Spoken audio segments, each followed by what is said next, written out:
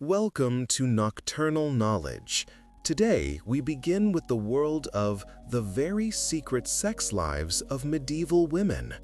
What if a medieval woman could avoid unwanted pregnancies by attaching leeches to her labia, or by using a mixture of ground glass and dye? So, before you get comfortable, take a moment to like the video and subscribe, but only if you genuinely enjoy what I do here. And let me know in the comments where you're tuning in from. Let's begin today's journey together. The Haystack Unrolled: Virginity in Medieval Society. You are nestled in a bed of straw, the rough texture scratching against your skin. The air hangs heavy with the scent of damp wool and wood smoke, a familiar perfume of the peasant home. A single candle flickers, casting long, dancing shadows that seem to writhe with unspoken secrets. Tonight, the air crackles with a different kind of anticipation. Tonight, you are to be married. You feel the familiar flutter of nerves, a tremor not entirely dissimilar to the cold prickle that runs down your spine when the village drunkard staggers past. This, however, is different. This is momentous. This is about more than avoiding a drunken stumble. Your entire future, your social standing, your potential wealth, your very security, hinges on the unfolding of this night. But it is not simply your future that is at stake. The very fabric of your existence in this time is woven with threads of virginity. It is not merely a physical state, but a social currency, a measure of your worth. You know there are two kinds of virgins: the virgins by circumstance, like yourself, whose purity is a commodity to be traded for a good marriage, and the virgins by choice, those who have dedicated their lives to God, rejecting the claims of earthly desires. Your fingers trace the edge of your camise. The coarse linen feels familiar, comforting. Yet under its simple cover, there is a hidden tension. The expectation hangs heavy, almost palpable. You are aware of the whispered rumors, the knowing glances, the village women's collective exhale of relief or perhaps judgment, depending on whether your haystack remains unrolled, your rose garden unwalked, as they say.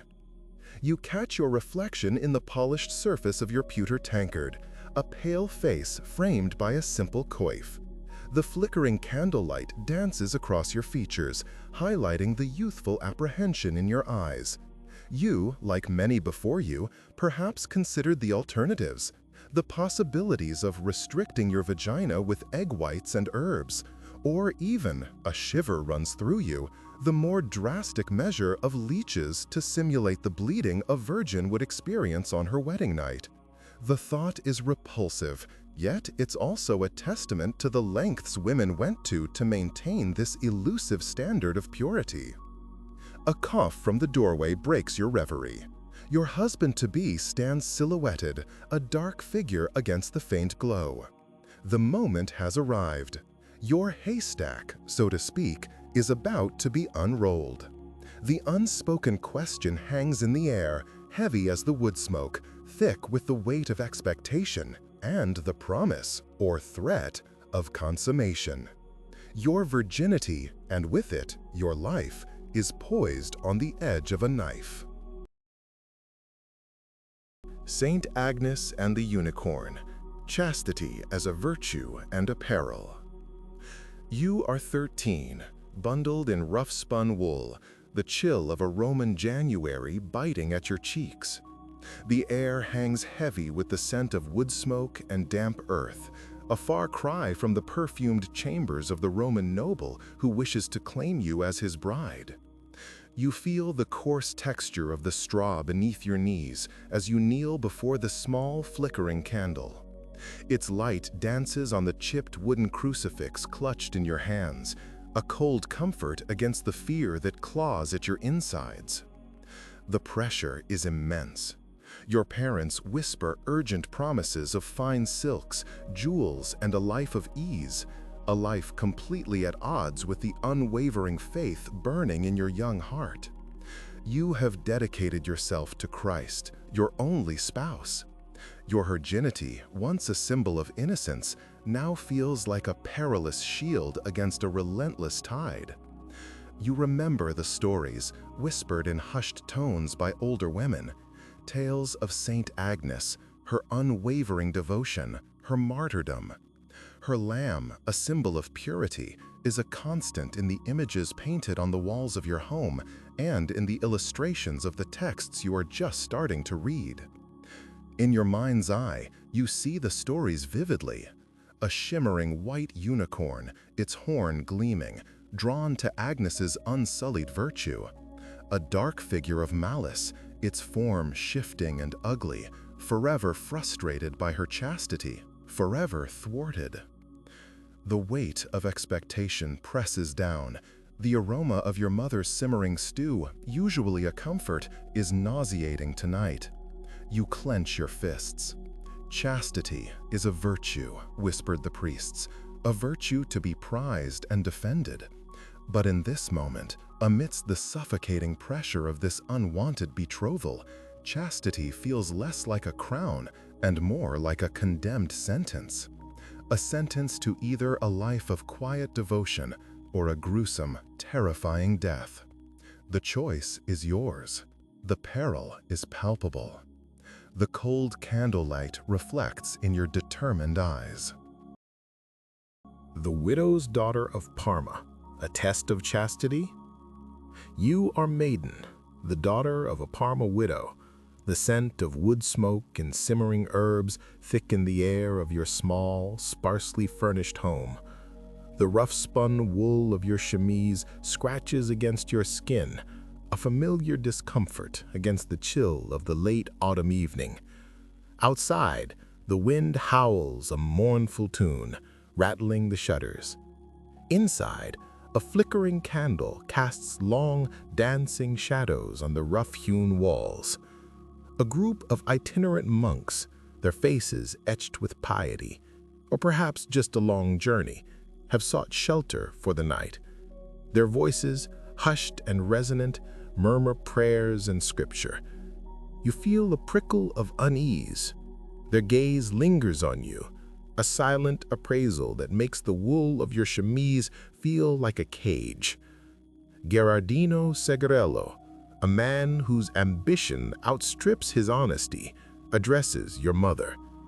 His voice, smooth as polished stone, carries the weight of religious authority. He speaks of a divine command, a trial of purity, a night of prayer and restraint to prove the strength of his vows. The air crackles with tension. Your mother's anxious frown clashes with the monk's unwavering solemnity. You smell the faint, almost cloying scent of his incense, a counterpoint to the earthy aroma of the hearth. You feel your breath catch in your throat. The idea of nakedness, not in the context of marriage or childbirth, but in the cold grasp of a pious lie, is terrifying. The coarse linen of your mother's shift brushes against your arm as she hesitates, torn between her maternal instinct and the imposing figure of the monk. You hear the scrape of a chair leg against the stone floor as your mother shifts, caught in the monk's carefully woven net of scripture and deception. The candlelight glints off the metal of his crucifix, a cold, hard symbol of his supposed devotion. You feel a cold dread creeping up your spine. Tonight, your virginity isn't just yours to guard. It's a pawn in a game far older than you. Christina of Marquiate's Vow, defying marriage and societal expectations. You are Theodora, a young Anglo-Saxon woman, the air thick with the scent of wood smoke and beeswax. The rough-spun fabric of your tunic chafes against your skin. Your parents, Beatrix and Otti, wealthy merchants, bustle around you, their voices a low, anxious hum against the backdrop of crackling fire in the hearth. The air itself feels heavy with their unspoken expectations, the weight of a marriage contract pressed between their hands. It's a gilded cage, this life they envision for you, a marriage to a powerful nobleman, Beorthred. You feel the tremor of defiance in your chest, a silent rebellion against the tapestry of societal expectations woven around you. You remember the hushed awe in St. Albans Abbey, the sacred vow of chastity whispered to the echoing stone walls. A promise made to a higher power, a promise your family hasn't a shred of understanding of. The scent of incense still clings to your memory, a fragrant counterpoint to the earthy smell of the present moment. Your father's voice, sharp and demanding, cuts through your thoughts. He speaks of your duty, of securing the family's future through this advantageous union. You see the gleam of avarice in his eyes, the cold calculation behind his words. Your mother, though softer, holds your gaze with a mixture of fear and disappointment. She sees not her beloved daughter, but a commodity, a bargaining chip in a game of power. The room feels close, the air thick with the unspoken threat hanging between their parents' determination and your own stubborn resolve. You feel the chill of fear, the icy tendrils of potential consequences snaking around you. The fire crackles, spitting embers that momentarily illuminate the anxious expressions on their faces, highlighting the lines etched by worry and the relentless pressure of societal expectations. But within you, the fire of your own conviction burns brighter, a fierce inner light that defies the shadows gathering in the corners of the room. A determination to honor the vow you made in the hallowed silence of the abbey, a vow that whispers of defiance in the face of a life you refuse to live. Trotula's tricks, faking virginity in the medieval world. You are in a dimly lit chamber, the air thick with the scent of drying herbs and beeswax. A single candle flickers, casting long shadows that dance on the rough-hewn wooden walls. The air is heavy with the unspoken anxieties of impending nuptials. You feel the coarse linen of your chemise against your skin, a stark contrast to the silks and velvets you've secretly longed for. Your heart hammers a frantic rhythm against your ribs. Tonight, you must fool your soon-to-be husband, Geoffrey, a man twice your age and thrice your patience. You nervously unroll a length of fine linen, its texture a soothing counterpoint to the tremor in your hands. Remember Trotula's first recipe, the one with the egg whites, pennyroyal, and herbs of this kind. The ambiguity stings. The thought of experimenting with unknown concoctions sends a shiver down your spine. You already know the risks, a burning sensation, a crippling infection, even death. You glance at the alternative. A small ceramic bowl holds powdered blackberry. Trotula assures you this works marvelously, but the scent is not encouraging. A faint acrid tang rises from the powder. You pinch a small amount, feeling its gritty texture between your fingers. The thought of introducing this into your body fills you with a mixture of apprehension and grim determination. A third option, far more elaborate, sits on a nearby table. A small mortar and pestle are stained with the residue of oak apples, roses, sumac, and other ingredients. This concoction requires more time and resources, a luxury you can barely afford, given the hasty nature of this arrangement. Yet, the promised rosy glow and soothing effect tempts you. The thought of the alum, however, makes you hesitate. Your gaze drops to a small wicker basket. Inside, nestled amongst soft moss, are several plump leeches. Trotula's second method, a carefully placed leech to simulate the maidenhead's rupture. The image of the leech clinging to your flesh, the slow, steady seep of blood, it's disturbing, yet strangely efficient. You shudder. The thought of the leech detaching and perhaps attaching itself elsewhere fills you with horror. The candle sputters, threatening to plunge you into darkness. You pick up the bowl of blackberry powder, a wave of nausea threatening to overwhelm you. Tonight, you risk far more than simply ruining your reputation. You risk your life. Tonight, you play Tritula's tricks. But will the tricks work? A silent prayer escapes your lips. Only time and Jeffrey will tell. The perils of virginhood, rape, lust, and societal pressure. You are a young woman, the scent of wood smoke and damp earth clinging to your homespun kirtle. Your breath mists in the chill morning air as you draw water from the well, the worn wooden bucket heavy in your hands. The village is waking, the bleating of sheep, the clatter of a blacksmith's hammer, the lowing of cows, a symphony of rural life.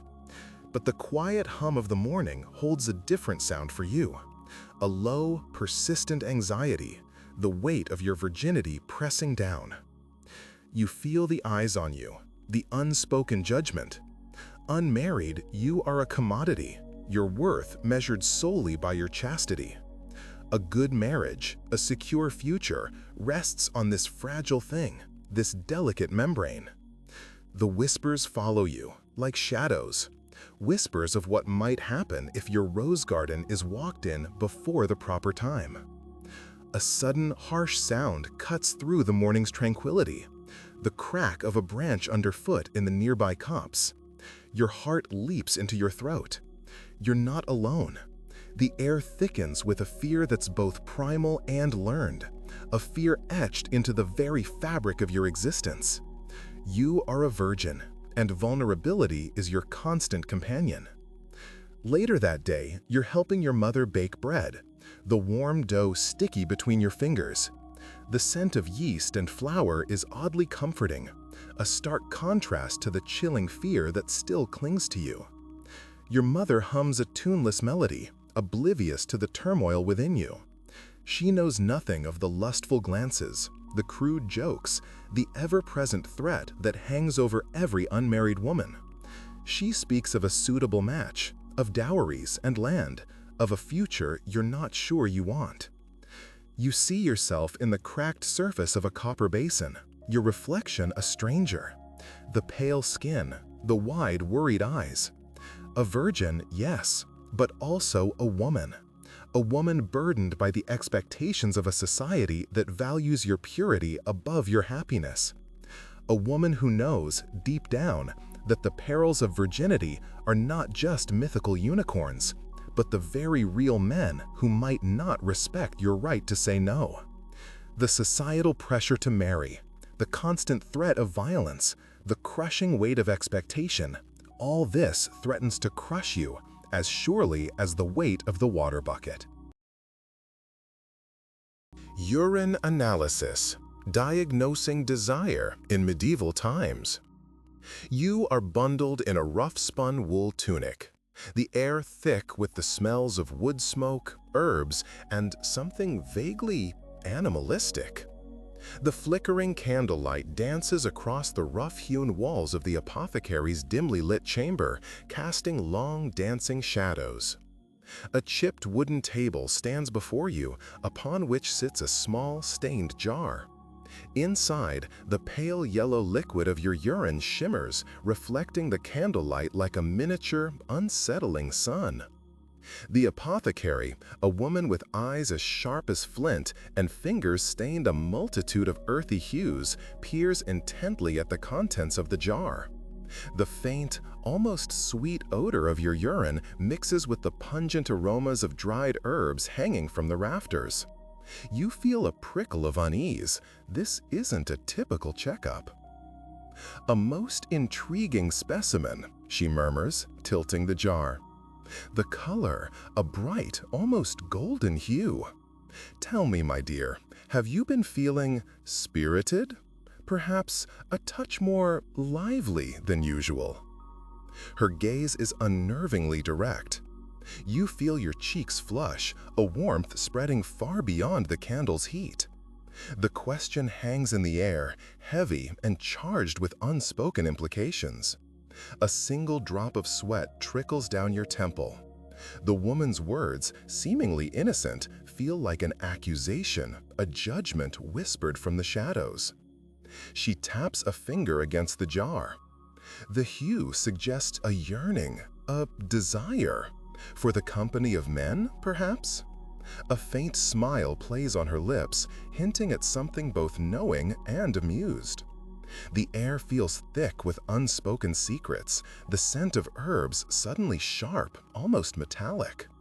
You are acutely aware of the weight of your silence, the subtle shift in the power dynamic. This simple urine analysis is revealing more than just your physical state.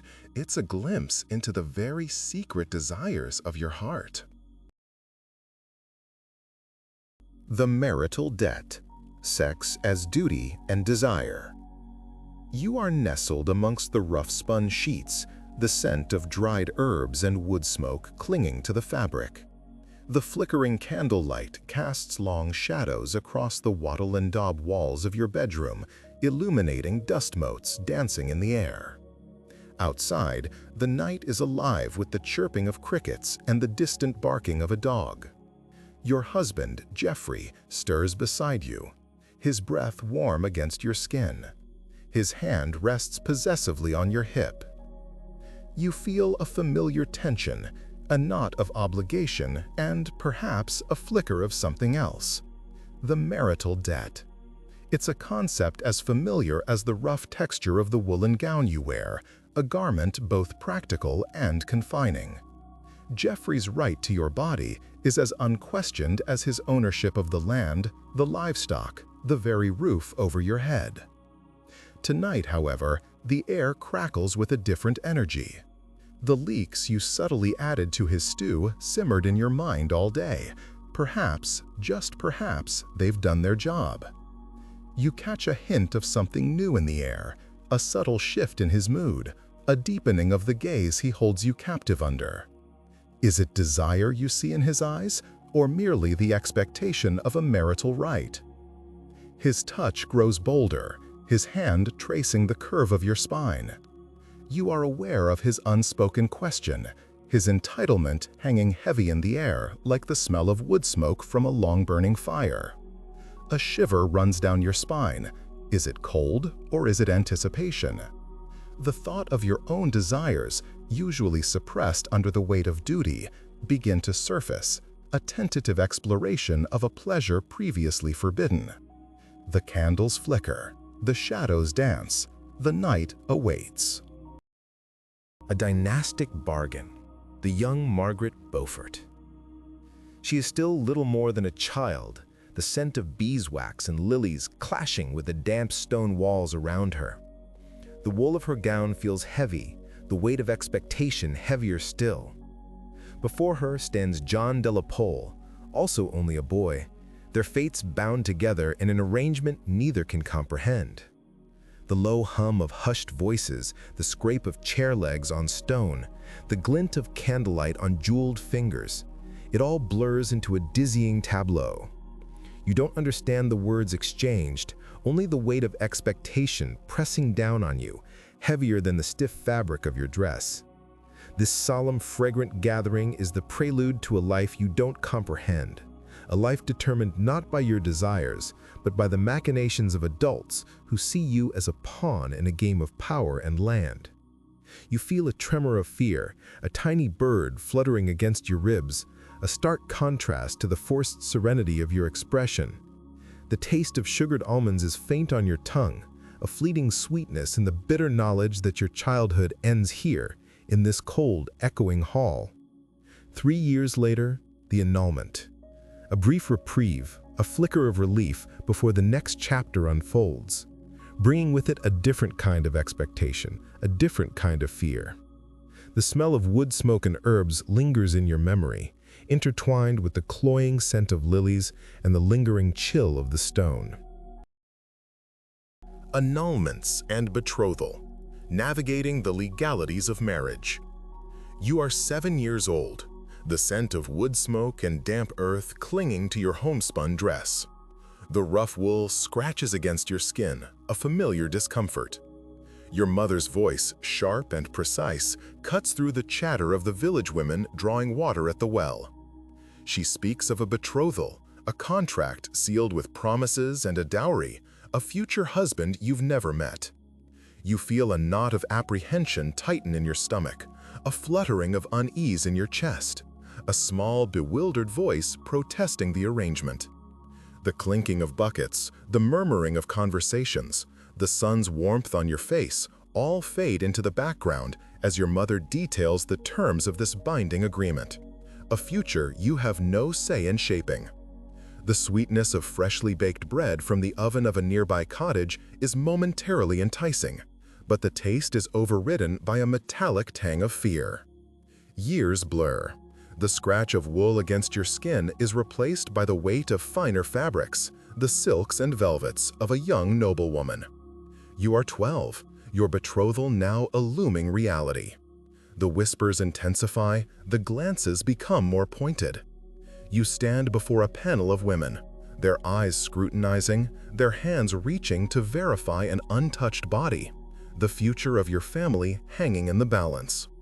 The air is thick with incense and the scent of nervous perspiration, the hushed tones amplifying the gravity of the moment.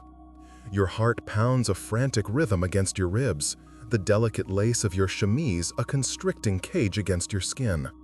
One wrong touch, one misplaced word, and scandal will stain your family's name, a stain even the finest silks cannot hide.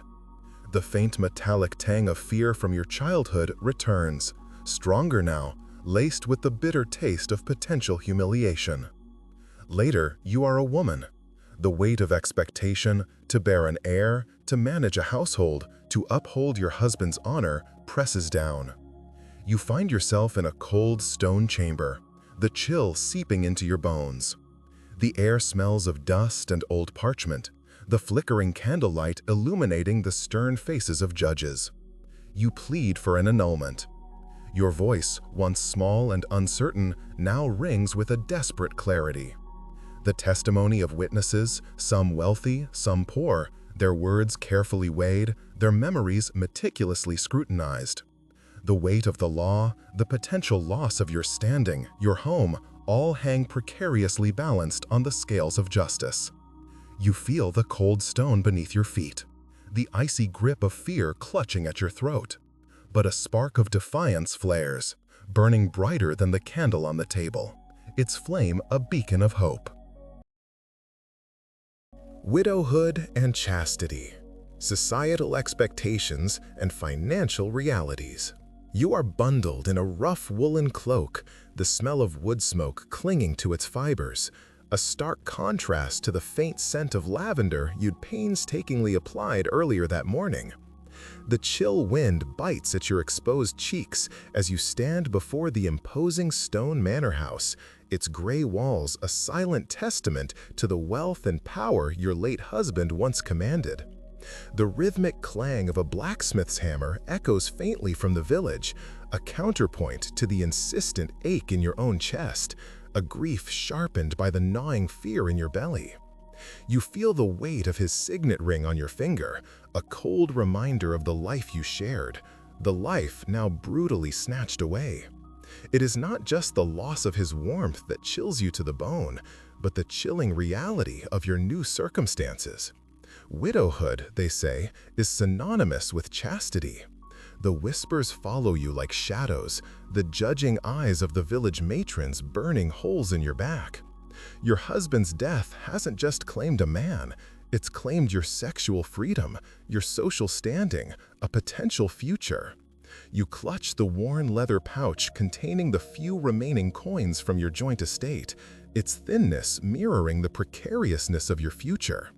Your fingers trace the faded embroidery on a small linen cloth, a meager inheritance, a fraction of the wealth that once seemed limitless, enough to sustain your meager lifestyle for a short while. The heavy oak door creaks open, revealing the portly figure of the estate manager, his face etched with a mixture of pity and something else. Calculation? He holds a document, your husband's will, perhaps. A shiver runs down your spine as you imagine the contents, the careful division of assets, the expected expectations of pious widowhood, perhaps. It was important to make a good impression. The social expectation for a wealthy woman to remarry quickly looms over you, but this will is not just a matter of splitting the goods, it's a battleground where your future lies at stake. You're not just bargaining for money, you're bargaining for independence, for the preservation of what little agency remains in your desolate new world.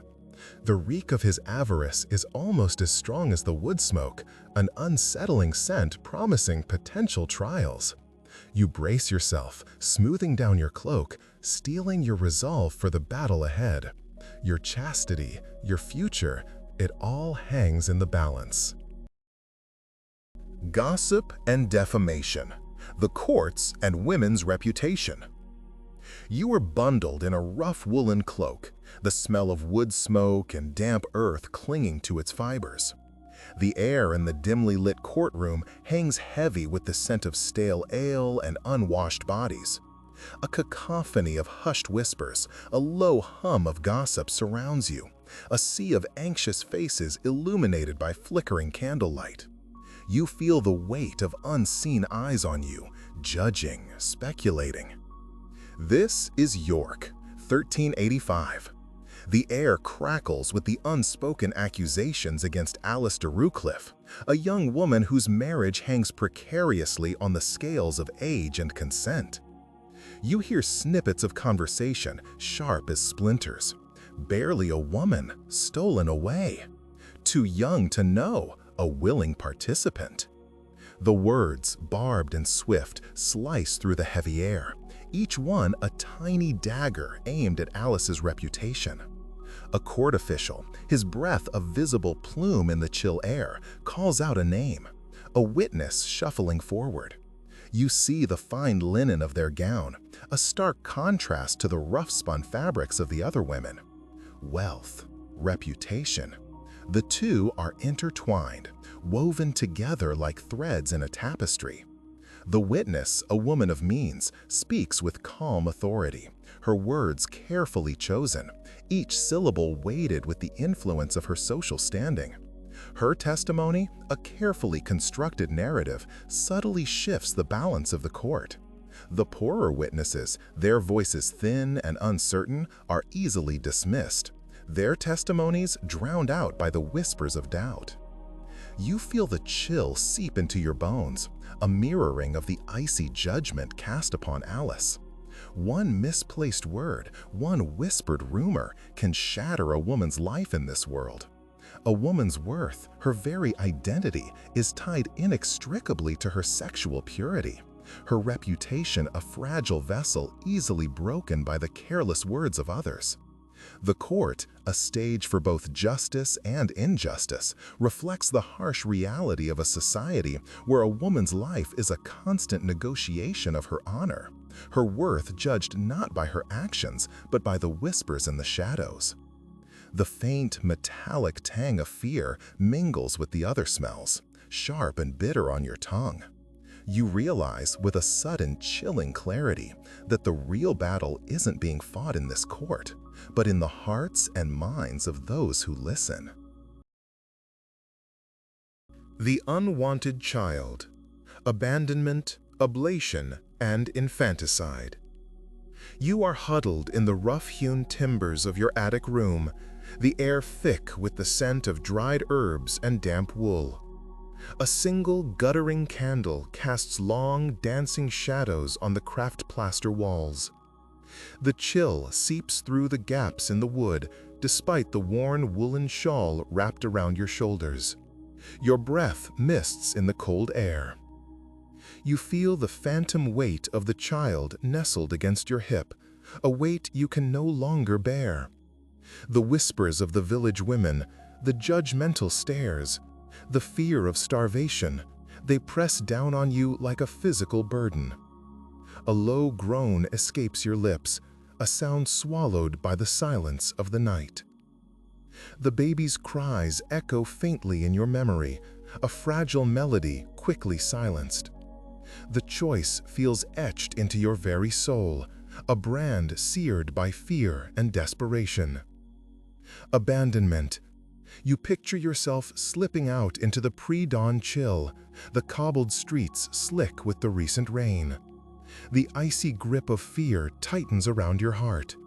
You imagine leaving the tiny bundle wrapped in your stained smock near the church door, a silent prayer for its survival, a desperate hope against the grim reality.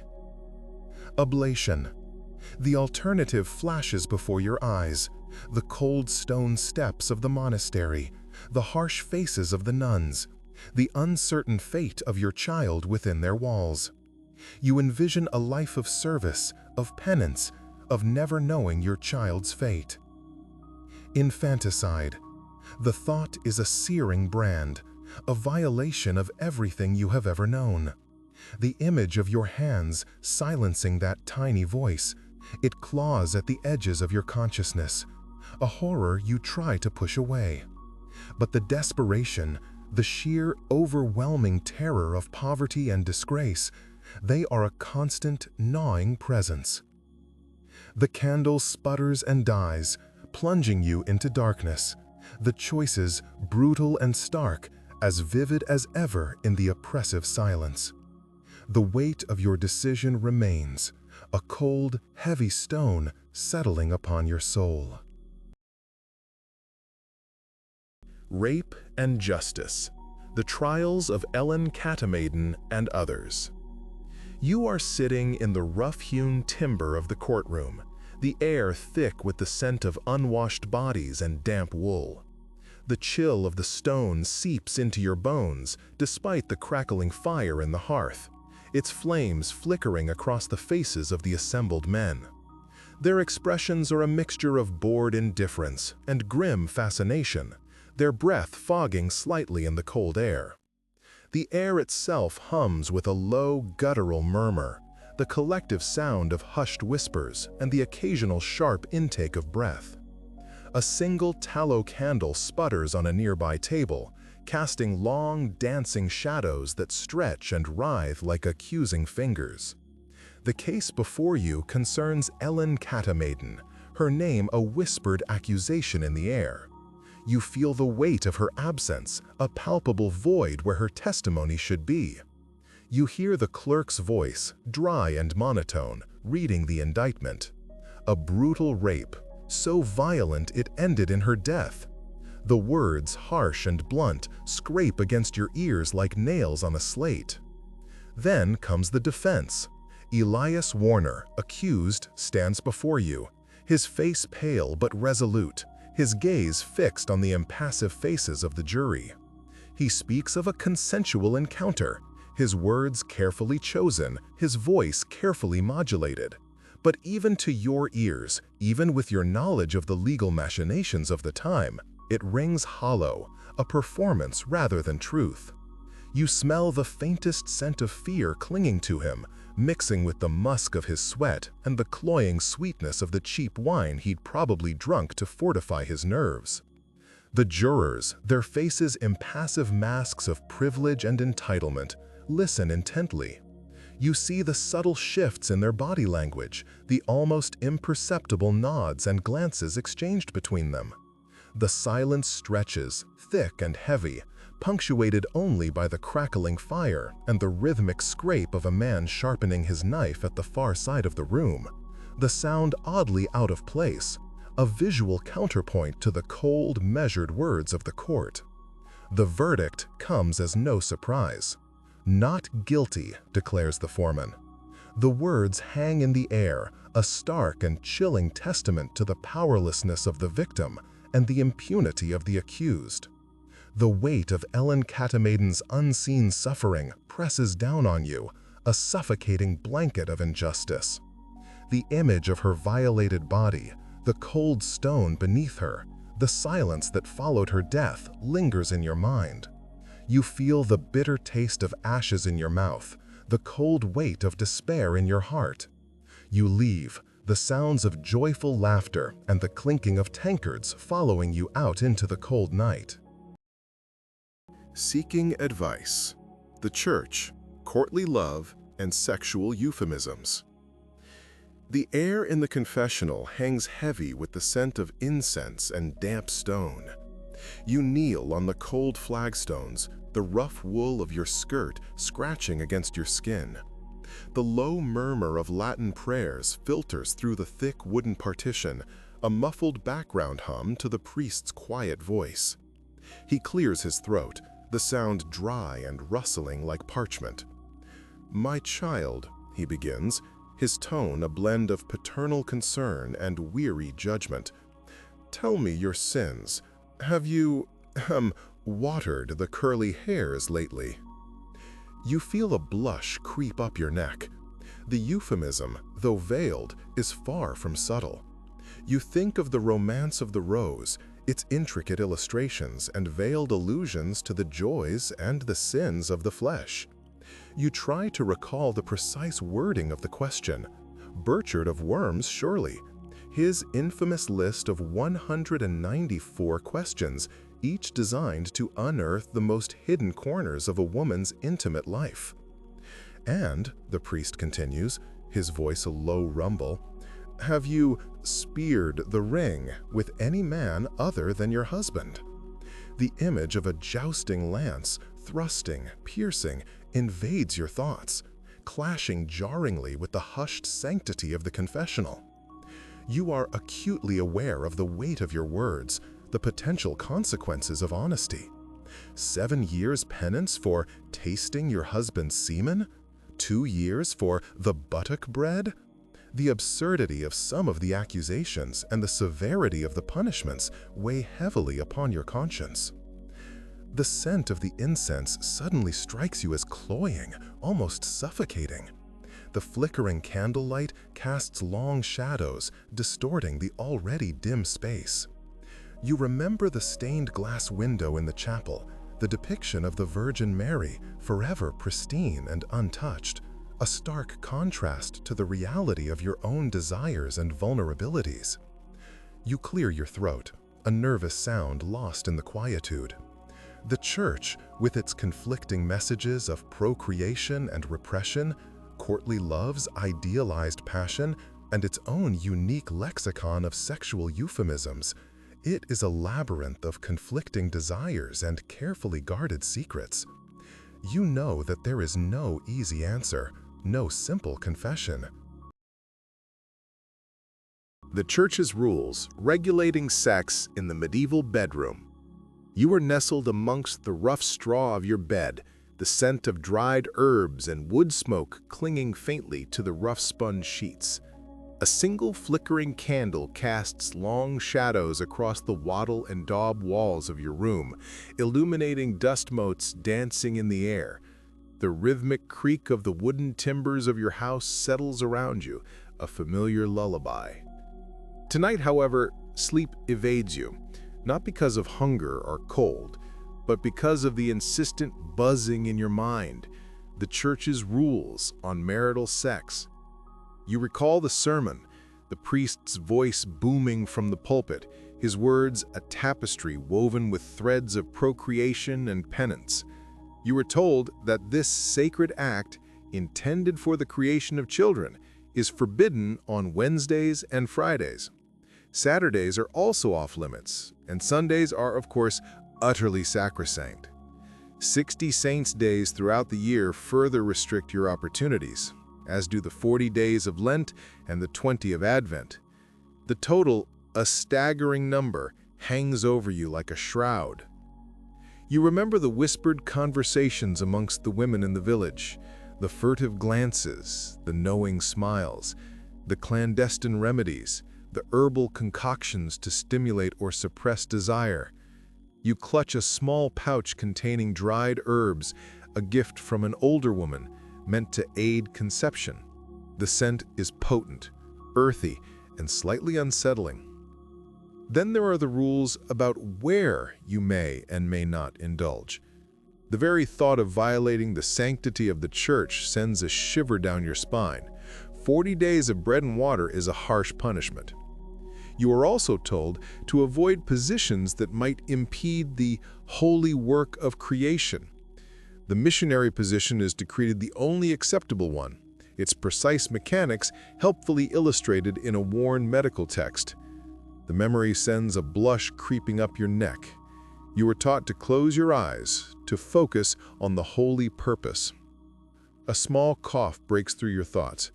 Your husband stirs beside you, his breath warm against your neck. You feel the familiar tension between duty and desire, the constant negotiation between your own body, your husband's wants, and the ever-present gaze of the church. You feel a flutter of guilt even as your hand reaches for him. The candlelight flickers, casting a fleeting glow on your faces. The church's rules hang heavy in the air, yet the warmth of a shared intimacy promises solace. Tonight, at least, you will ignore some of the finer points. Public shaming. Amy Martin Moss's penance. You are Amy Martin Moss, the air thick with the stench of unwashed bodies and rotting vegetables. The midday sun beats down on the cobblestones of Uppingham Market Square, baking the rough linen of your chemise, the only garment clinging to your skin.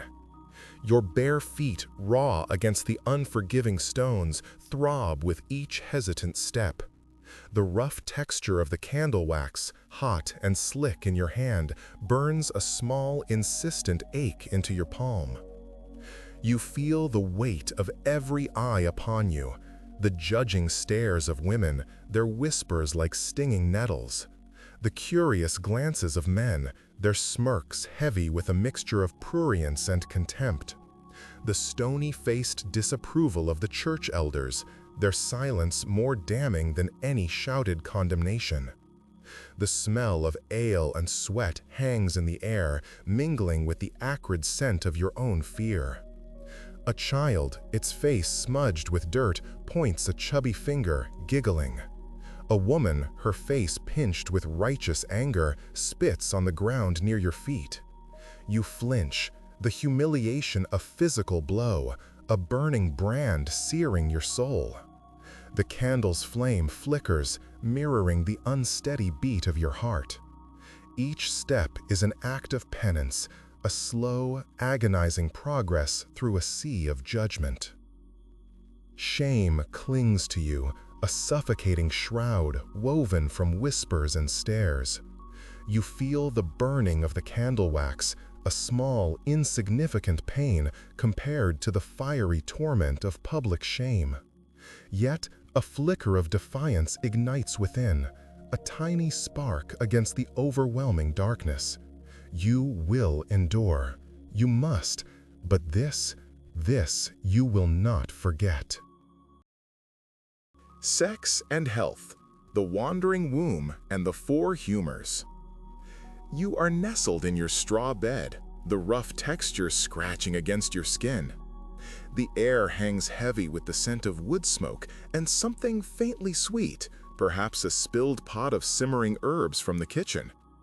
A low hum of conversation drifts in from the next room, the rhythmic scrape of a knife on a cutting board, punctuated by bursts of laughter.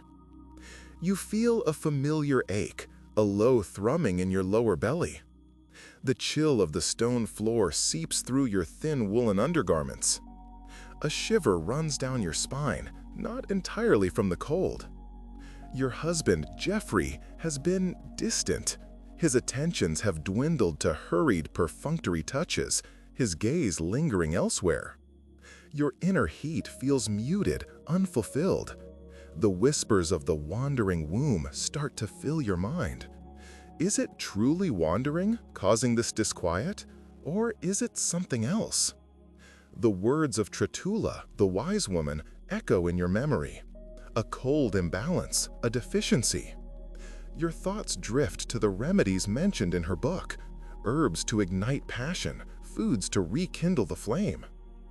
You remember the heady scent of arnica, promised to incite ardent love, but also its danger, its potent heat. Then you recall the four humors, the delicate balance of blood, phlegm, yellow bile, and black bile, which dictate health and temperament. You feel the chill of your cold nature against the warmth of the desired balance.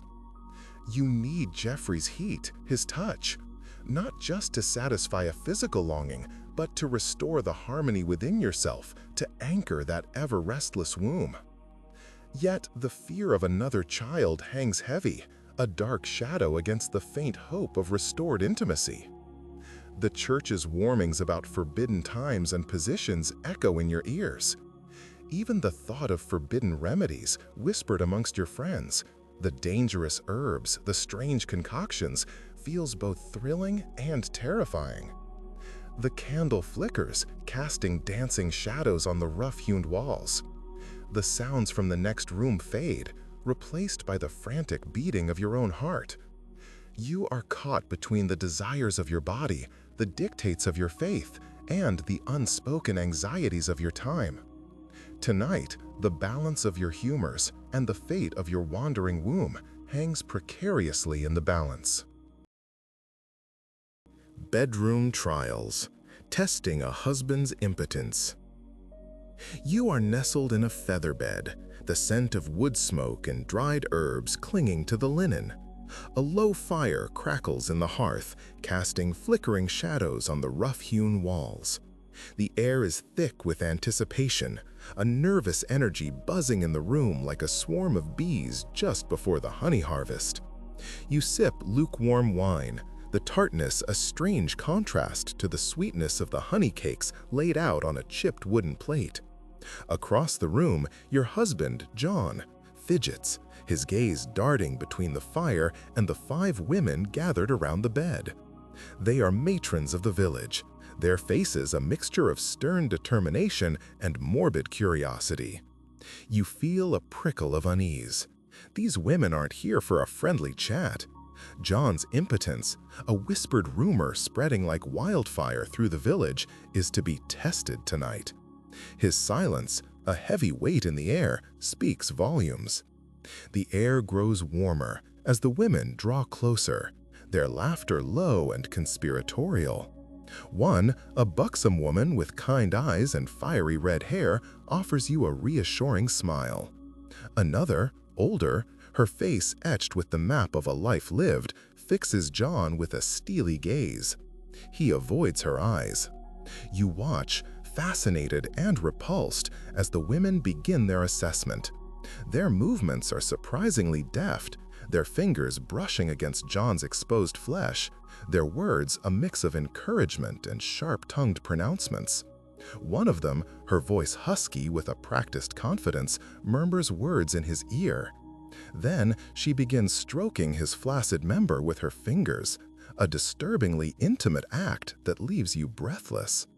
The sounds of the fire, the rustling of fabric, the whispers of the women blend into a symphony of apprehension. You feel John's shame radiating outwards, a palpable aura that fills the small room. The candlelight dances on the perspiration beading on his forehead, a silent testament to his failure. The women continue their task, each taking turns. The air crackles with unspoken judgment. The weight of expectation presses down upon you, heavy as a wool cloak on a cold winter's night. The wine turns bitter in your mouth. This, you realize, is not a trial of his potency, but a cruel public spectacle of his inadequacy. And you, his wife, are merely a witness, your future hanging in the balance. The look of love, hair removal, and genital hygiene. You are in your bedchamber, the air thick with the scent of wood smoke and drying herbs. A single candle flickers, casting long shadows across the rough-hewn walls. The air is chilly, a stark contrast to the warmth building within you. Tonight, after a long day of spinning wool and tending the chickens, your husband's touch is anticipated, a promise of warmth and something more. You feel a familiar twinge of anxiety. Is everything prepared? You reach for the small, tarnished copper tweezers from your toiletry box, the cool metal a soothing weight against your skin. The faint, metallic tang reminds you of the whispered conversations with the other women at the well, sharing remedies for unruly hairs, ants' eggs and vinegar, a truly alarming concoction you wisely avoid. Instead, you carefully pluck the stray hairs from your pubic region, the delicate skin tingling slightly. The faint scent of rosewater lingers in the air, a subtle perfume you've applied to the area, following Trocula's advice. It's a ritual, a preparation, a way to make this intimate encounter feel special, even amidst the rough reality of your straw-filled mattress. You feel the cool smoothness of a clean cloth against your skin as you meticulously cleanse the area, following Trocula's instructions. The water, fragrant with pennyroyal, is a welcome relief. You remember the stories of women who failed to prepare, whose husbands discovered the telltale signs of age or neglect. The thought brings a blush to your cheeks. The candlelight dances across your reflection in the polished surface of a small hand mirror. You catch a glimpse of yourself, a woman ready for the night, prepared not just for love, but also to avoid the shame of an unkempt appearance. The soft glow of the candle seems to whisper promises of pleasure and the hope, perhaps, of a new life to come. The look of love is a complex one indeed. It is a look that speaks of both desire and caution, of intimacy and the quiet determination to control one's own body, one's own destiny. Aphrodisiacs and libido, foods and herbs to inflame desire. You are nestled in your bed, the rough spotty sheets scratching against your skin. The air hangs heavy with the scent of wood smoke and something faintly sweet, perhaps the simmering stew from the kitchen, its aroma a comforting counterpoint to the anxieties churning in your belly. Tonight, your husband's affections seem distant, his gaze drifting towards the flickering candlelight rather than you. A familiar frustration prickles. The marital debt is owed, but desire is another matter entirely. You remember the whispered conversations amongst the village women, the sly glances exchanged over herb bundles, and gossipy exchanges about certain culinary concoctions. Tonight, you decide, is the night to try something different. The memory of Hildegard's writings flickers in your mind. Houseleek, so potent it sets a man on fire with lust. You picture the succulent leaves plucked fresh from your garden patch, their slightly bitter scent now a vivid memory. You recall the recipe, a simple stew simmered with goat's milk and eggs, a peculiar yet intriguing mixture meant to rekindle flagging passion. You can almost taste the earthy tang of the houseleek battling the creamy richness of the milk. But houseleek isn't the only option. Trocula's De ornatu mulierum whispers other possibilities. The subtle sweetness of bananas, a rare and exotic treat, reputed to be powerfully arousing. You imagine the creamy flesh, a stark contrast to the pungent bite of leeks, another herb mentioned for its ability to facilitate coitus. The scent of ripe bananas clashes with the sharp, almost aggressive odor of the leeks in your mind's eye. Tonight, however, the simplicity of the leeks appeals. You picture them, finely chopped, simmering gently with onions in a rich broth, their mild sweetness intensified by the faintest hint of vinegar. The thought brings a smile to your lips, a subtle approach, perhaps less likely to raise suspicion or raise eyebrows. The sounds of the night, the distant barking of a dog, the creak of floorboards, fade as you focus on the task at hand. You gather the ingredients, your fingers brushing against the smooth skin of an egg, the cool, damp leaves of the leeks, the sharp sting of the onion's juice on your skin. This is a different kind of preparation, a calculated move to reclaim a closeness that feels threatened. It's a gamble, a whisper of rebellion against the unspoken expectations of wifely duty. But tonight, you feel empowered, The simple act of preparing these foods, a potent act of self-assertion in the quiet intimacy of your own kitchen. Conceiving a child, gender selection, and fertility remedies. You are nestled deep within your straw-filled bed, the rough texture scratching against your skin. The air hangs heavy with the scent of wood smoke and drying herbs, a familiar perfume in your small cottage. A chill wind whispers through the cracks in the timber walls, carrying with it the earthy smell of damp soil. You feel a familiar twinge, a hopeful flutter in your lower belly. Another month has passed, and the familiar anxieties return.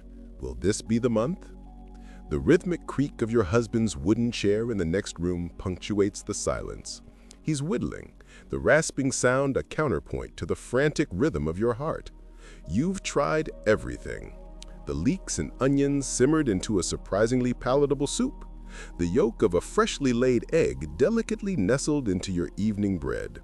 You even braved the unsettling taste of powdered hare's testicles mixed with wine, a sacrifice to the fertility gods, or at least to the hope of a daughter, a little more manageable. Tonight, you've placed a damp wool pad soaked in goat's milk against your navel. Trotula swore this would help, or perhaps it's the faint, almost sweet odor that will distract your husband from the other less pleasant aromas emanating from your person, a consequence, perhaps, of that hare's testicle concoction. You hope it'll aid in conception, and that the goat had been properly milked this morning and not a sickly old thing. Your husband enters, the candlelight flickering on his weathered face. He smells faintly of wood smoke and something else. Musk? He moves closer, his hand brushing against your arm, sending a shiver through you. You feel his gaze linger on the wool pad, a questioning look in his eyes. Tonight, there's a palpable tension, a mixture of hope and trepidation hanging in the air, thick and heavy as the night itself. Tonight, the success or failure of your carefully laid plans hangs in the balance, dependent on the ancient remedies, the whispers of folklore, and the capricious will of nature itself.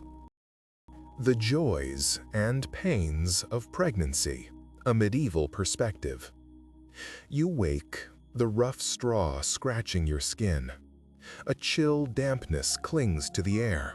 The scent of wood smoke and unwashed bodies, a familiar perfume in the dim light of your cottage. Your stomach, a swollen, aching weight, pulls you down into the bed. The very thought of rising to face the day's chores, the churning of butter, the endless mending, the tending to the chickens, fills you with a weary despair. Morning sickness gnaws at you, a bitter taste coating your tongue, a relentless nausea threatening to send the meager breakfast you managed to keep down swirling back up. The ache in your back is a constant companion, a dull throb that intensifies with each movement. Your breasts, swollen and heavy, strain against your simple chemise. A trickle of milk leaks, staining the rough-spun fabric. The weight of the child within you is almost unbearable, a constant reminder of the impending ordeal of childbirth, the cruel, distressing anguish, as the holy texts so eloquently put it. You clutch the worn, blessed girdle around your waist, a small comfort against the fear that grips your heart. Yet, amidst the physical suffering, a flicker of something else ignites. A tiny kick, a fleeting movement within your womb sends a jolt of warmth through you, a visceral connection to the life growing within. This small miracle, this burgeoning hope, momentarily eclipses the pain. It's a reminder of the child's potential, the promise of a new life, the continuation of your family line, the potential escape from the relentless cycle of work and the constant fear of want. You trace the faint line of your swollen belly, a fleeting smile touching your lips. Despite the pains, you feel a fierce, protective love swell within you, a love as powerful and enduring as your own deep-seated fear of the unknown. The joys, like the pains, are visceral, a fierce dance of life and impending death intertwined in the tapestry of your medieval existence. Contraception, methods and moral considerations. You are swathed in the rough-spun linen of your nightgown, the scent of dried herbs and wood smoke clinging faintly to the fabric. A single candle flickers on the rough-hewn oak table beside your bed, casting dancing shadows on the plastered walls. The air is thick with the quiet of a sleeping household, punctuated only by the occasional creak of the timbers. You feel the familiar damp chill of the stone floor against your bare feet. Tonight, the whispered anxieties of your body outweigh the anxieties of the world outside your chamber. You and your husband are considering. The subject of another child hangs heavy in the air, a delicate balance between blessing and burden. You recall the hushed words of your mother, a mixture of practical advice and superstition. You remember the remedies shared amongst the village women, beeswax and rags fashioned into makeshift barriers, whispered recipes for potent herbal infusions that promised to delay conception. But you also remember the sermons, the fiery pronouncements from the pulpit about the sin of thwarting God's will, the accusations of unnatural acts, the fearful whispers about the consequences of tampering with the natural order. You feel the weight of those pronouncements, the fear of divine retribution heavy upon your soul. The candlelight catches the glint of a small silver container on the table. Inside, you know, lies a powdered concoction of herbs, pennyroyal perhaps, or some other ingredient gleaned from the monastery's herb garden. You remember the warnings whispered by the apothecary's wife. A bitter taste, a dangerous gamble. Your hand hesitates, hovering over the container. The scent of the herbs is pungent, earthy, almost medicinal. You feel a conflict, the pull of your own desires against the dictates of faith and community, the fear of unwanted pregnancy against the health concerns of prolonged abstinence. The choice is yours, a secret held close within the flickering candlelight and the rustling stillness of the night. Forbidden love, courtly love, and adultery. You are nestled deep within the tapestried walls of your bedchamber, the scent of beeswax and dried lavender heavy in the air. A single flickering candle casts long shadows across the intricately carved wooden furniture, illuminating dust motes dancing in the stillness. The chill of the stone walls seeps into your bones, despite the thick woolen blanket draped over you. Outside, the city murmurs a low lullaby-like hum, a far cry from the pounding of your own heart. Tonight, the whispered promises of courtly love clash with the weighty reality of adultery. He, your secret lover, a knight of impeccable lineage but questionable morals, sits across from you, the firelight catching the silver of his hair and the glint of a hidden dagger at his hip. His eyes, usually alight with playful banter, hold a shadowed intensity. He reaches for your hand, his touch sending a shiver down your spine, a mixture of longing and fear. The air crackles with unspoken desires and the palpable thread of discovery.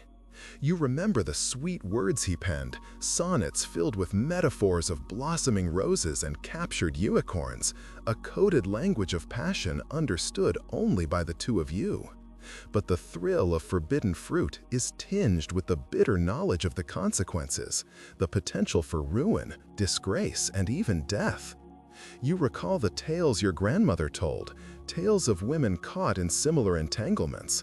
The fear is a cold serpent coiling in your stomach, a stark contrast to the warmth spreading through you at his nearness. His hand tightens on yours, a silent reassurance against the potential chaos swirling just outside the candlelight's embrace. The silence stretches, punctuated only by the crackle of the dying embers and the frantic beat of your heart, a counterpoint to the melody of forbidden desire. Strumpets and stews, the life and regulation of prostitutes. You are squeezed into a dimly lit room, the air thick with the smells of stale wine, unwashed bodies, and something faintly floral trying desperately to mask it all. The rough-hewn wooden walls are slick with condensation from the damp night air seeping through cracks. You hear the murmur of voices, punctuated by the clinking of tankards and the occasional raucous laugh. A lute player strums a melancholic tune in the corner, the music a counterpoint to the low, urgent whispers exchanged between shadowy figures. You feel a hand on your arm, surprisingly gentle, belonging to a woman whose face is obscured by the gloom, but whose eyes gleam with a knowing intelligence. She smells faintly of wood smoke and something sweet, almost like dried lavender. "New in town?" she asks, her voice a low, husky whisper that could charm the birds from the trees. She leads you through a labyrinthine warren of rooms, each a small stage for a private drama. You see glimpses of fleeting encounters, snatches of laughter, and whispered confidences. You catch the scent of sweat, perfume, and something musky and unfamiliar. You see silks and velvets, but also rough-spun linen and threadbare garments, their wear a testament to the harsh realities of their lives. You are led to a small, sparsely furnished room, the only decoration a tarnished silver mirror hanging askew on the wall. Your guide, whose name you now know is Ilara, explains the rules. The price is set, but the night's proceedings are up to you. You can choose your company, the duration of your encounter, the very nature of it, within the bounds of the law, of course. You feel a strange mix of trepidation and exhilaration. Ilara points towards a heavy wooden door, the only exit to the street. "Remember," she says, her voice dropping to a confidential murmur, "the city regulates this, but it's not always kind. And outside these walls, the rules are different." The door swings shut, leaving you alone with your choices, the sounds of the city's night a muffled hum outside. The smells of wine and sweat still linger in the air, a heady cocktail of possibility and peril. You feel a sudden chill, as if the city itself holds its breath, watching. Lesbian relationships, persecution, and societal attitudes. You are huddled in the dimly lit corner of a crowded alehouse, the air thick with the smell of spilled ale, sweat, and wood smoke. The rough-hewn wooden table groans under the weight of tankards and platters of greasy food. A raucous laugh erupts from a nearby table, punctuated by the clang of a dropped spoon. You try to focus, but the cacophony is almost overwhelming. You feel a prickle of unease. A hushed whisper reaches your ears, carried on the currents of the boisterous room. Those two, again, in the shadowed lane by the abbey walls. Your gaze drifts towards the mentioned lane, barely visible through the grimy window panes. The image of two women, their arms entwined, flashes briefly before your mind's eye. You remember the sermon from last Sunday. The priest's voice, harsh and accusatory, rings in your ears. His words, dripping with condemnation, painted a picture of unnatural acts, of women straying from God's intended path, of souls damned to eternal fire. The very air seemed to crackle with the weight of his disapproval. The scent of incense from the censer, usually comforting, felt heavy and suffocating now, a grim reminder of the church's absolute intolerance. You shiver, not entirely from the chill of the late autumn evening seeping through the cracks in the building. The fear isn't just for the women you've just seen, it's for yourself, for the whispers that could just as easily turn towards you. The possibility of a public shaming, the harsh judgment of the community, the threat of the church's severe punishments, it all feels suffocating, a cold dread pressing down on you like a damp shroud. The taste of fear is bitter on your tongue. A sudden burst of laughter shatters the tense silence, and you're jolted back to the present. You force a smile, trying to blend into the noisy crowd, but the image of those two women, their secret bond, their possible peril, lingers. You clutch your own tankard tighter, the cold ale a small comfort against the chilling reality of their situation, a chilling reality that mirrors your own potential fate. Intersex persons, dual nature, and societal responses. You are in a dimly lit courtroom, the air thick with the smell of beeswax and damp wool. The rough-hewn wooden table before you is scarred and worn, stained with the residue of countless disputes. A single flickering candle casts long, dancing shadows on the faces of the assembled, stern-faced judges, hushed onlookers, and a figure shrouded in a dark cloak at the center. You can almost taste the dust motes dancing in the air. You feel a chill despite the packed room. The hushed whispers around you are a low hum, punctuated by the occasional sharp cough. The air is heavy with the unspoken anxieties of the assembled, the weight of judgment hanging palpable and suffocating. The shrouded figure before the court is an intersex person, their identity shrouded in both literal and figurative darkness. You hear the legal arguments, dry and precise, dissect their body as if it were a specimen pinned under a microscope. Words like hermaphrodite, a term now archaic and offensive, yet the only one available at the time, are tossed around with callous indifference. Their dual nature, once possibly viewed as a divine mystery, is now framed as a legal and theological problem, a deviation from the established binary. You feel the weight of societal expectations pressing down on them. The court struggles to categorize, to assign a gender, a role in society. A seemingly minor detail, the size of a particular organ, the presence or absence of a beard, the inclination towards masculine or feminine pursuits, becomes a battleground for defining their very being. The witnesses, their faces etched with a mixture of curiosity and fear, offer their testimonies, their words revealing as much about the prejudices of their time as about the person before them. The air crackles with the unspoken question, how can a single life conform to a society so determinedly defined by rigid gender roles? You feel a pang of empathy, a connection across centuries to this individual struggling against a system that refuses to acknowledge their existence except as a violation of its norms. The heavy silence after the final testimony hangs in the air, thick and suffocating, a testament to the isolating impact of societal intolerance. The candle sputters, threatening to extinguish the already dim light, mirroring the uncertain fate that hangs in the balance for this person. Managing chastity and health, remedies for sexual frustration. You are nestled amongst the rough-spun linen sheets of your bed, the scent of dried herbs and wood smoke clinging faintly to the fabric.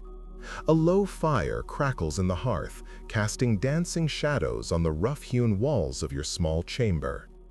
The air is thick with the scent of wood smoke and something subtly sweet, perhaps a hint of honeyed wine left lingering from supper. You feel a familiar ache, a low thrumming deep within, a restlessness that isn't simply fatigue.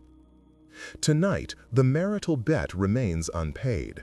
Your husband, preoccupied with matters of the estate, or perhaps merely his own weariness, has offered no advances.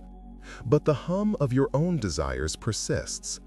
You remember the whispered remedies, the remedies passed down through generations of women, remedies that dance on the fine line between practical medicine and whispered magic. Your fingers trace the worn wooden surface of your small chest, recalling the faint lingering scent of lavender and rosemary from the small sachet you tucked within your chemise earlier.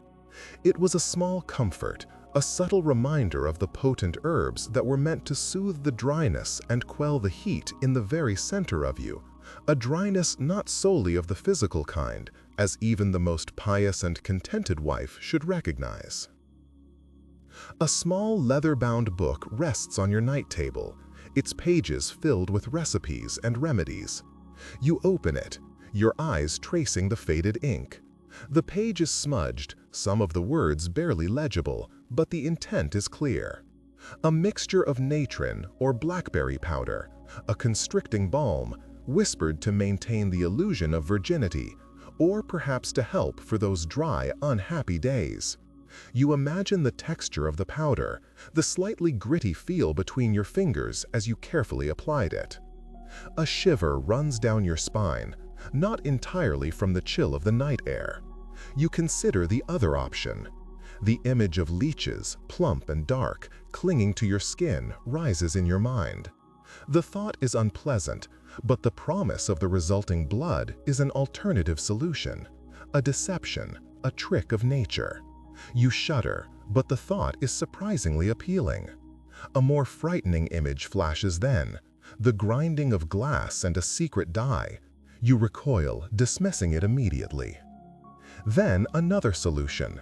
You picture a single juicy white onion, its pungent aroma now more appealing than the cold emptiness in your bed. Perhaps some of the leeks from the garden, boiled with a little milk to soothe any unwanted side effects. A gentle smile touches your lips. Tonight, the herbs and food might be as potent as any physical touch. The kitchen may become the most intimate of your chambers, and the herbs, the food, a kind of gentle culinary seduction. Sexually transmitted diseases, leprosy, rashes, and lice. You are nestled in your straw-filled bed, the rough texture scratching against your skin. The air hangs heavy with the scent of wood smoke and unwashed bodies, a familiar perfume of your village. A persistent itch gnaws at your groin. You scratch, tentatively at first, then with increasing urgency. The rough wool of your chemise does little to soothe the irritation. You remember the whispered conversations of the other women, the furtive glances exchanged at the village well. The fear, the shame, the unspoken knowledge of what spreads between bodies in the dark. Leprosy, they call it, a word that conjures images of disfigurement, exile, and a slow, agonizing death. But leprosy isn't always the obvious kind. Sometimes it's a subtle rash, an insidious itch, a persistent discharge. Sometimes it's hidden beneath layers of clothing, only revealed by its devastating effects. The rough wool of your chemise reminds you of a remedy you heard from old Alara, a woman who had seen many things in her long life. A mixture of ashes and oil to soothe the itch, though the true efficacy is debatable. The thought of the coarse texture against your tender skin makes you shudder. You picture the thick, pungent smoke from the fire, the acrid smell clinging to your clothes for days, a constant reminder of your affliction. Then there are the lice, tiny, crawling creatures that infest your hair, your clothes, your very being. You feel their relentless movement, a constant, unnerving tickle across your scalp. You imagine yourself combing through your hair, removing them one by one, the sickening squelch a testament to their pervasiveness. The smell of the lye-based lotions used to kill them, bitter, acrid, stinging, fills your nostrils. You remember the whispered tales of the great evil, the venereal diseases that are spread through those same intimate contacts that bring pleasure, that sustain life. A cold dread settles in your chest as you consider the consequences. The stigma, the shame, the potential for illness and death all loom before you, casting a long, dark shadow over the simple pleasures of your life. The itch intensifies, a constant reminder of the fragility of your body, the unpredictable nature of desire, and the pervasive reality of unseen enemies. Avoiding sex, chastity, vows, and contraceptive measures. You are nestled in your straw bed, the rough texture scratching against your skin. The air is thick with the scent of wood smoke and damp earth, a familiar aroma clinging to the rough-hewn timbers of your cottage. A sputtering candle casts dancing shadows on the walls, illuminating dust motes swirling in the stillness. Outside, the night sounds of your village, a dog's distant bark, the creak of a poorly oiled cartwheel, drift in on the cool night air. Tonight, however, the usual quiet anticipation of intimacy is absent. You feel a familiar tightness in your chest, a blend of trepidation and resolve. Tonight, sex is not an option. Not tonight, not this month, perhaps not for years. The weight of this decision presses down, a heavy cloak of responsibility woven from vows, fears, and the stark realities of your life. You recall the whispered warnings from the priest's sermon, the vivid descriptions of hellfire awaiting those who defy God's purpose. Procreation. The list of forbidden days and times unfurls in your mind. Wednesdays, Fridays, Saturdays, Sundays, Lent, Advent, the weeks of penance, the fasts, and a bewildering array of saints' feast days. Even the very scent of the herbs in your garden, rosemary, mugwort, seem to carry the unspoken advice of your grandmother, a seasoned herbalist who taught you well about their many potent properties. You remember, too, the stories of other women, the tales of Trotula's ingenious, if somewhat alarming methods to feign virginity, the whispered recipes for concoctions intended to curb desire, and the chilling accounts of those who used desperate measures to avoid unwanted pregnancies. You have learned that a life of willed chastity, even within marriage, was possible. The loophole of claiming a divine calling, a profound devotion to God, offered a pathway to escape a husband's demands, a whispered prayer transforming physical intimacy into a spiritual act.